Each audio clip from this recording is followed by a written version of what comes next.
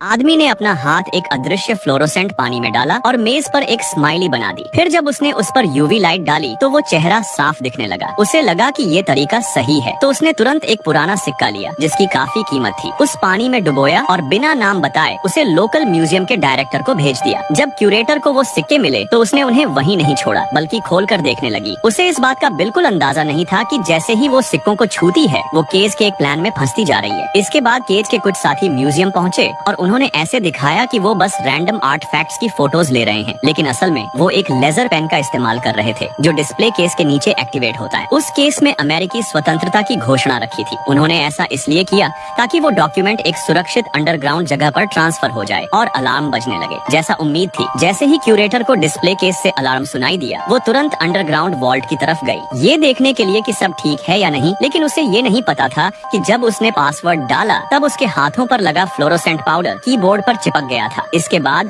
जब वॉल्ट खुला, केज के साथ ही म्यूजियम के मशीन रूम में चले गए। वहाँ पाइप काटने के टूल्स से कुछ कनेक्शन तोड़े और कंप्यूटर से कैमरा कंट्रोल लाइन बंद कर दी। फिर उन्होंने सभी कैमरों को फ्रीज मोड में डाल दिया। अब बारी केज की थी। उसने खुद को एक प्लम्बर और बिजली का काम करने वाला बनकर म्यूजियम में एंटर किया जैसे कोई मरम्मत करनी हो। लेकिन अंदर घुसते ही वो सीधे वॉशरूम गया, अपनी वर्दी बदली और एक वीआईपी गेस्ट की तरह ड्रेस पहन ली जैसे वो पार्टी में शामिल होने आया हो। वो रिसेप्शन की तरफ गया, क्यूरेटर को देखा और उससे बात करने लगा। फिर उसने जानबूझकर क्यूरेटर से कहा कि उसके लिए एक और ग्लास पकड़ लें। जब कोई और क्यूरेटर से हाथ मिला रहा था तो केज ने उससे प्याला ले लिया और उसे अपना प्याला दे दिया। इससे केज को वो कप मिल गया जिस पर क्यूरेटर के फिंगरप्रिंट थे। फिर वो चुपचाप वॉशरूम गया, एक सील बंद बैग निकाला, कप में एक लिक्विड डाला और थोड़ी देर में फिंगरप्रिंट साफ दिखाई देने लगे। उसने वो प्रिंट निकाले ताकि लिफ्ट के दरवाजे को खोल सके जो वॉल्ट तक जाता है। उसने जल्दी से लिफ्ट में फिंगरप्रिंट स्कैन किया और दरवाजा खुल गया। अंदर जाते ही उसने यूवी लाइट से देखा कि कीबोर्ड पर कौन से बटन दबे थे। फिर उसने ये जानकारी अपने हैकर साथियों को दी और उन्होंने पासवर्ड निकाल लिया। जैसे ही केज ने वो पासवर्ड डाला भारी स्टील का दरवाजा खुल गया। सब कुछ प्लान के मुताबिक लग रहा था, लेकिन